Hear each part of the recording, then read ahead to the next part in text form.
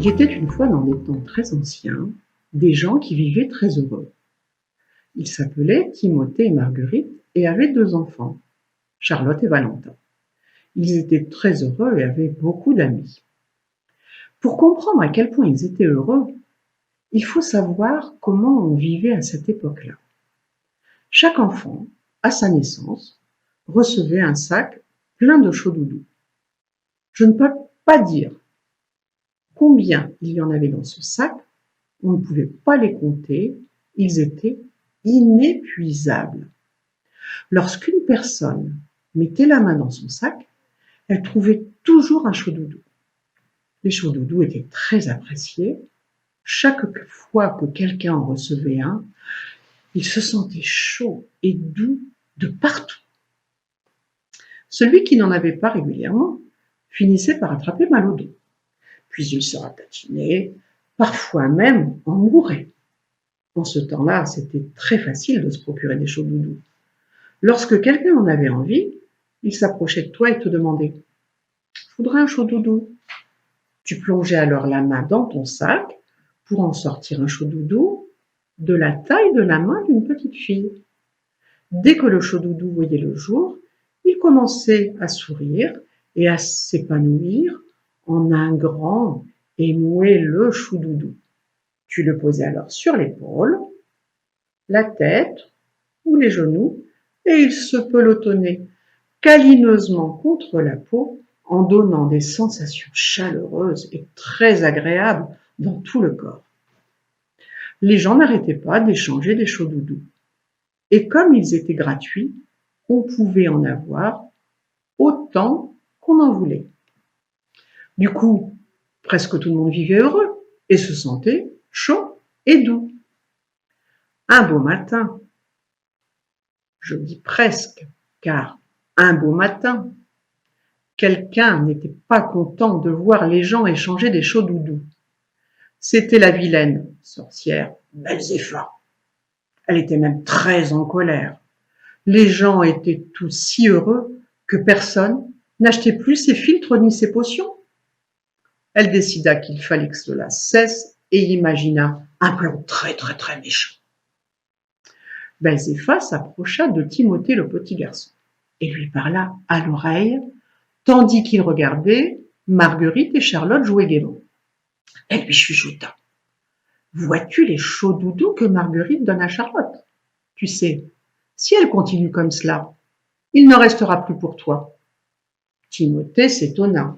« Tu veux dire qu'il n'y aura plus de chauds-doudous dans notre sac chaque fois que l'on en voudra un? » Absolument, répondit la sorcière Belzéfa. Quand il n'y en a plus, c'est fini. Et elle s'envola en ricanant sur son bâillon.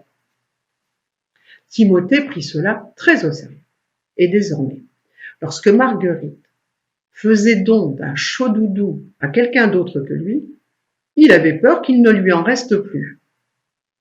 Et si la sorcière avait raison, hein? Il aimait beaucoup les chauds-doudous de Marguerite, et l'idée qu'il pourrait en manquer l'inquiétait profondément et le mettait même en colère.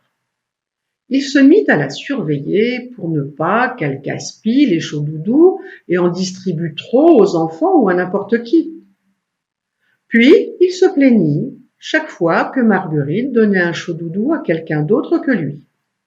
Comme Marguerite l'aimait beaucoup, elle cessa d'offrir des chauds-doudous aux autres et les garda pour lui tout seul. Les enfants voyaient tout cela et ils pensaient que ce n'était vraiment pas bien de refuser des chauds-doudous à ceux qui vous en demandaient et en avaient envie. Mais eux aussi commencèrent à faire très attention à leurs chauds-doudous. Ils surveillaient leurs parents attentivement et quand ils trouvaient qu'ils donnaient trop de chauds-doudous aux autres, ils s'en plaignaient. Ils étaient inquiets à l'idée que leurs parents gaspillent les chauds-doudous. La vie avait bien changé. Le plan de la sorcière marchait. Ils avaient beau trouver des chauds-doudous à chaque fois qu'ils plongeaient la main dans leur sac, ils le faisaient de moins en moins et devenaient chaque jour plus avares. Bientôt, tout le monde remarqua le manque de chauds-doudous et tout le monde se sentit moins chaud et moins doux. Les gens s'arrêtèrent de sourire, d'être gentils. Certains commencent même à se ratatiner. Parfois même, ils mouraient du manque de chaud doudou. Ils allaient de plus en plus souvent acheter des filtres et des potions à la sorcière. Ils savaient que cela ne servait à rien, mais ils n'avaient pas trouvé autre chose. La situation devint de plus en plus grave. Pourtant, la vilaine Belzéfa ne voulait pas que les gens meurent. Une fois morts, ils ne pouvaient plus rien lui acheter, ni filtre, ni potion. Alors elle mit au point un nouveau plan. Elle distribua à chacun un sac qui ressemblait beaucoup à un sac de chaud doudou. Sauf qu'il était froid, alors que celui qui contenait les chauds doudous était chaud. Dans ces sacs, Belzéfa avait mis des froids piquants. Ces froids piquants ne rendaient pas ceux qui les recevaient chauds et doux, mais plutôt froids et hargneux. Cependant, c'était mieux que rien. Ils empêchaient les gens de se ratatiner. À partir de ce moment-là, lorsque quelqu'un disait « je voudrais un chaud doudou », ceux qui craignaient d'épuiser leur réserve de chaud doudou répondaient « je ne peux pas vous donner des chauds doudous, mais voulez-vous un froid piquant ?» Parfois, deux personnes se rencontraient en pensant qu'elles allaient s'offrir des chauds doudous. Mais l'une changeait soudain d'avis et finalement elle se donnait des froids piquants. Dorénavant, les gens mouraient presque plus, mais la plupart étaient malheureux, avaient froid, étaient hargneux. La vie devint encore plus difficile. Les chauds doudous qui au début étaient disponibles comme l'air que l'on respire devinrent de plus en plus rares. Les gens auraient fait n'importe quoi pour en obtenir. Avant l'arrivée de la sorcière, ils se réunissaient souvent par petits groupes pour échanger des chauds doudous, se faire plaisir sans compter, sans se soucier de qui offrait ou recevait le plus de chauds doudous. Depuis le plan de Belzéfa, ils restaient par deux et gardaient les chauds doudous, l'un pour l'autre. Quand ils se trompaient en offrant un chaud doudou à une autre personne, ils se sentaient coupables, sachant que leur partenaire souffrirait du manque.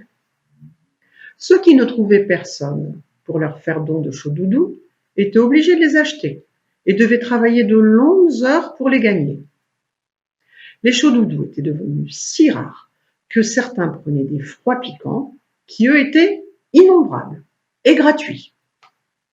Ils les recouvraient de plumes un peu douces pour cacher les piquants et les faisaient passer pour des chauds doudous. Mais ces faux chauds doudous compliquaient la situation. Par exemple, quand deux personnes se rencontraient et échangeaient des faux chauds doudous, elles s'attendaient à ressentir une douce chaleur et s'en réjouissaient à l'avance. Et au lieu de cela, elles se sentaient très mal. Comme elles croyaient s'être donné de vrais chauds doudous, plus personne n'y comprenait rien. Évidemment, comment comprendre que ces sensations désagréables étaient provoquées par des froids piquants déguisés en chauds doudous? La vie était bien triste. Timothée se souvenait que tout avait commencé quand Belzéfa leur avait fait croire qu'un jour où ils ne s'y attendraient pas, ils trouveraient leur sac de chauds doudous désespérément vide. Mais écoutez ce qui se passa. Une jeune femme, gaie et épanouie, aux formes généreuses, arriva alors dans ce triste pays. Elle semblait ne jamais avoir entendu parler de la méchante sorcière et distribuait des chauds doudous en abondance, sans crainte d'en manquer. Elle en offrait gratuitement, même sans qu'on lui en demande. Les gens l'appelèrent Julie Doudou, mais certains la désapprouvèrent parce qu'elle apprenait aux enfants à donner des chauds doudous sans avoir peur d'en manquer. Les enfants l'aimaient beaucoup parce qu'ils se sentaient bien avec elle.